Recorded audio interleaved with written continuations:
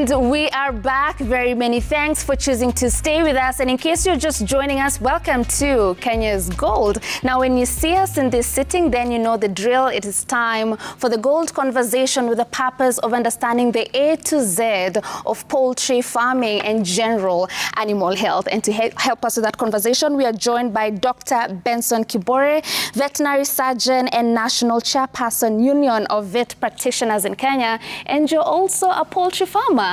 Asante sana kwa kukuja and feel very much welcome to the show. Thank you. Now, as we jump right into the conversation, for someone who's looking for a reason as to why they need to get into poultry farming as their agri-sector, why poultry farming? What would you tell them?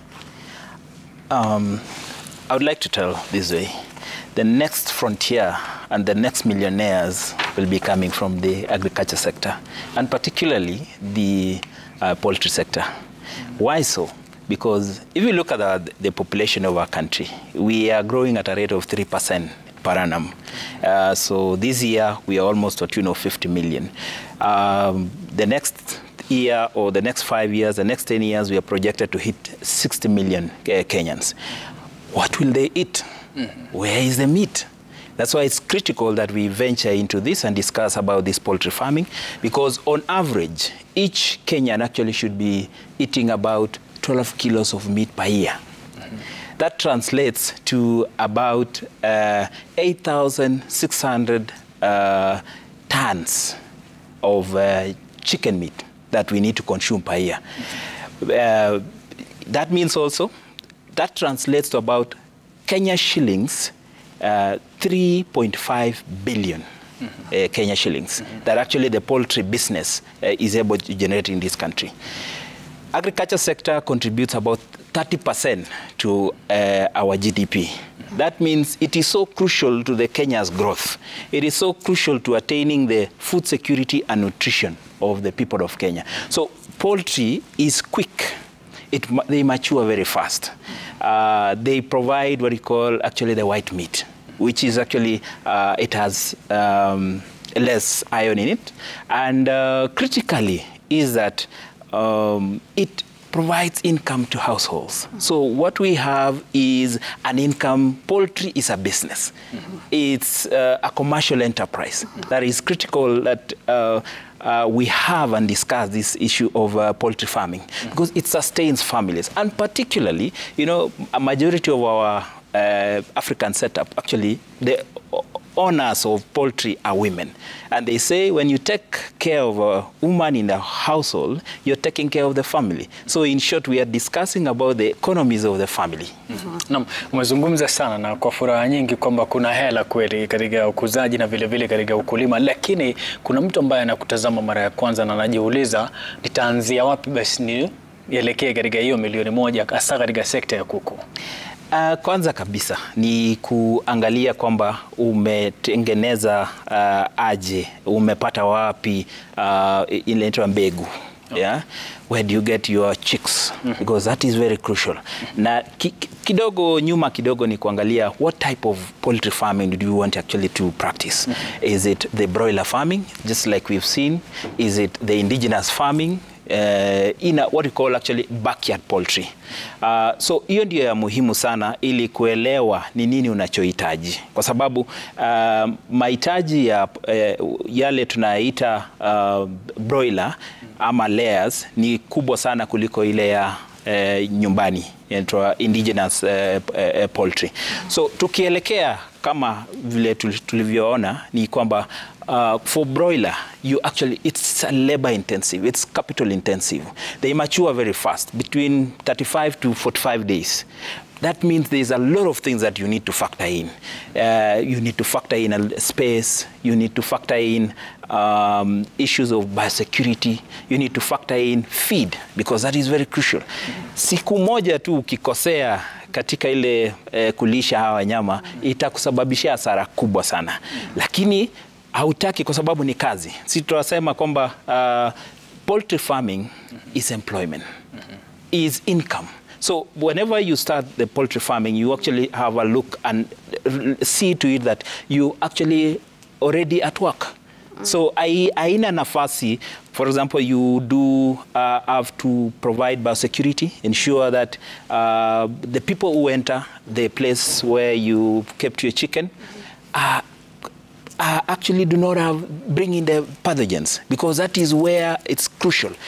Any entry of the pathogen, it takes you to square zero. It takes you to very far. There was a farmer, and I one day visited a farmer who would actually had layers, about 2,000 layers.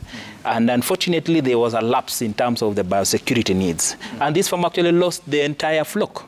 They became stunted, and he had to sell all of them. You can imagine, you have taken a loan, you've started buying chicks, you've bought feed, yeah, for the chicks, and then at day around 30 or 40, they come down with the disease. Okay. So that is very, very, very crucial. Okay. Now, to pick from something you just mentioned, feeds, it's important to adhere to the feeds for optimum production, but it's a challenge to a lot of farmers, and the cost of feeds is actually kicking a lot of them out of business. How can we mitigate that, and what other type of affordable feeds can they put in place if they're to also get optimum results from either broilers or layers?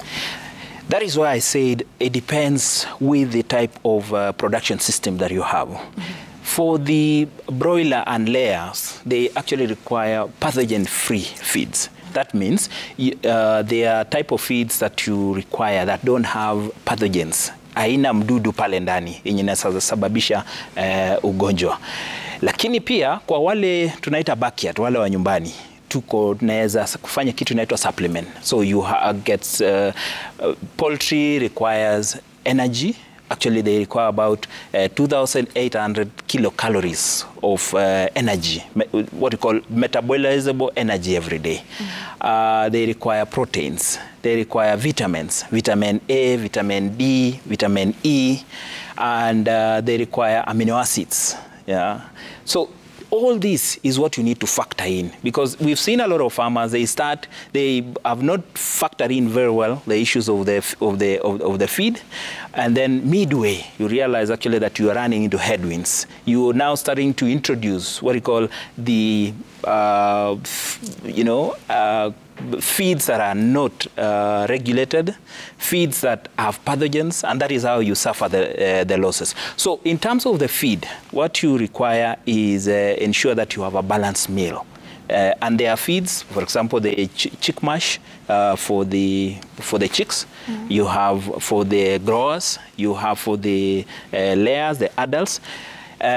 What is crucial is to understand the nutrition for each particular chick, for each particular group. For example, chicks require more energy because they are susceptible to heat stress than even the adults. Once it reaches the stage of laying, for example, or nearly the finish time to be taken to the market, that is now where you require also a lot of energy feed. Now, we have several companies actually that are doing this, but what you've seen also amongst the Kenyan indigenous population is that they are now trying to make their own feed. It is crucial that you consult a veterinarian, a nutritionist for you when you're doing the formulation, because it is crucial. Once you miss a particular element in terms of the feed, then it actually translates to direct costs, which you suffer in the long run. So feed is crucial. We can always grow some of these things. For example, sunflower, that we can grow maize, yeah. We can grow sorghum, yeah. We can grow barley. They have different ratios and energy supplements. Okay. Na kusema tu kwamba ni vizuri kuelewa. Okay, asante sana. Na unaendelea kupata mafunzo kutoka kwake Benson Kibore kuhusiana na ukuzaji wa kuku. Nasikiza vile vile kwamba wakikua kwa kasi wanapata kile tunaita mshtuko wa moyo, hata taksio. Lakini tutazungumzia hilo tukirejea katika mapumziko. Tuende katika mapumziko kidunia, kungali kuna mengi, usikwende popote.